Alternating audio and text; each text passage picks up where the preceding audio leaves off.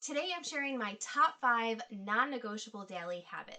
These are small practices that I try to do every single day because if I don't, then my entire day feels completely off. Hi, I'm Kaylin, and if you haven't subscribed to my channel yet, make sure you do that because we talk about planning, productivity, and personal growth topics. Today we're diving into daily habits.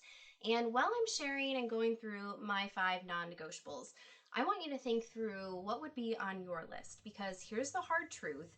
We cannot do everything. I have literally seen people who have habit trackers, which is a great tool to use, but they list like 15 to 20 habits on them that they want to practice on a daily basis.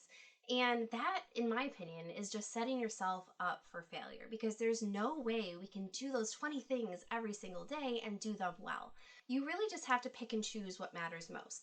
So, while there may be some really well and good intentioned habits that you want to implement, maybe this isn't a season of life where that's actually possible. So, think of your list and then narrow it down to your non negotiables. And then, of course, share it in the comments below because I want to know what's on your list.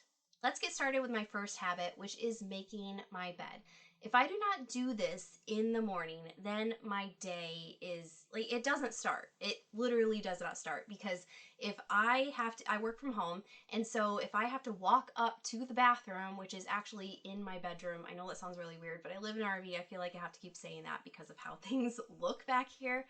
But if I go up there on a break, then I just see all these rumpled covers and I can't handle it. I used to think that maybe this was something that was just so ingrained in me since childhood, but then I watched this US Navy Admiral's speech for graduation. I think it was the University of Texas, and it is amazing. He talks about making your bed. I will play a clip here for you, but I'll also leave a link to the full speech below because I really think it's worth watching. If you make your bed every morning, you will have accomplished the first task of the day. It will give you a small sense of pride, and it will encourage you to do another task, and another, and another. And by the end of the day, that one task completed will have turned into many tasks completed.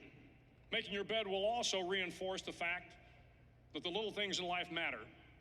If you can't do the little things right, you'll never be able to do the big things right. And if by chance you have a miserable day, you will come home to a bed that is made, that you made. And a made bed gives you encouragement that tomorrow will be better. So if you want to change the world, start off by making your bed. Obviously, making your bed is a much bigger deal than we make it out to be, and it's such a simple habit, but it also makes you feel like you've accomplished something really amazing. Because even if the rest of your house is messy or you feel like your life is falling apart, at least your bed is made. At least you've succeeded at something. And because you've succeeded at that little thing, then you can go on and do great things. I love that analogy. I love his speech. Moving on to habit number 2, and that is getting dressed for the day. Now, even though I work from home and some days don't even show my face on social media, I still try to pick out a cute top and actual pants and do my makeup and do something with my hair because it really changes my outlook on the job that I'm about to do. Whenever I dress in super casual pants or a sweatshirt and skip my makeup for the day, I just don't feel as motivated. I don't want to tackle my list and I would rather just lounge on the couch in the loungewear that I'm wearing. Now, that doesn't mean that I don't look for comfy clothes that are also cute. Yes, you can find them because I'm not about to put on a pair of jeans that is going to cut my stomach in half while I'm sitting at my desk all day. I'm just not. The most important thing about this habit is that it helps change your mindset. So when you put on clothes that make you feel confident, when you do your makeup and enhance your features, and you feel put together for the day, you are going to approach your work with that same excellence. My third non-negotiable habit is daily movement. So this could be something as big as a full-blown workout, or it could be as simple as a walk. The key is just to do some sort of activity that gets you off your butt and moving.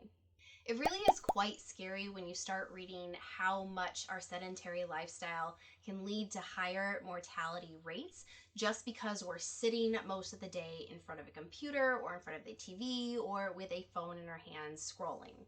This habit slips into my day in different time slots depending on how I feel when I wake up or how busy my day is. So normally my ideal workout time is right when I wake up. And usually I can do that. I can go running, I can do a workout, I can do a bike ride, anything like that. But if I had a really rough night and I'm feeling groggy and struggling to like make that movement happen without feeling super floppy all over the place, then I shift it to later in the day where my next best time slot for running is before lunch. If it's any other workout, then usually between wrapping up work and before I start dinner. And even if I don't feel like going running or doing a more intense workout, then I at least try to go for a walk at that time or a short bike ride. The endorphins that come from physical activity are kind of a big deal in terms of how they impact your work.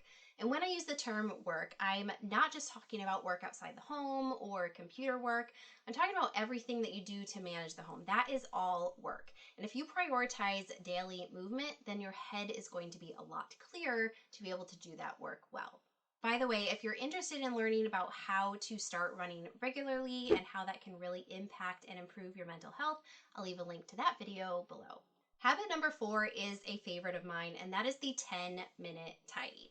Just like I need to make my bed, if the rest of my house is feeling so messy, my mind is scattered, like there's proof that the clutter in your environment can lead to clutter in your mind. And I have a very creative job where I need to write and film and like think of all these creative ideas. So I need to have that mind clear.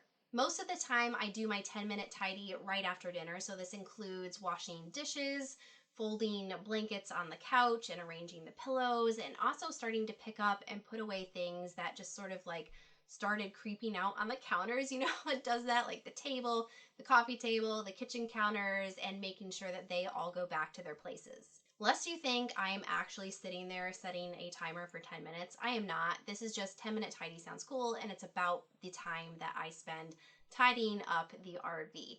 So sometimes it takes longer than 10 minutes, sometimes it's a little bit shorter, depending if things are already generally picked up. But it's just a time where I get into that zone and I'm like, oh, it's 10-minute tidy time. And then I know exactly what I need to do. My last non negotiable habit is spending time with God. My faith is very important to me, and I find that if I don't start the day in His Word, then I'm just not grounded. I'm less likely to be patient and loving and kind. And so I really try to make that a priority. I don't do it every single day, but what I'm about to share with you, a kind of like secret hack, helps me do it more often. Well, I would love to do an intense Bible study where I am reading through a passage of scripture and working through a study book and writing down answers to questions and looking up commentaries and doing all of that. I don't necessarily have the bandwidth to do that every single day. So I kind of have 3 different options. I have that option if I like very clear in my mind and I have time, I do that.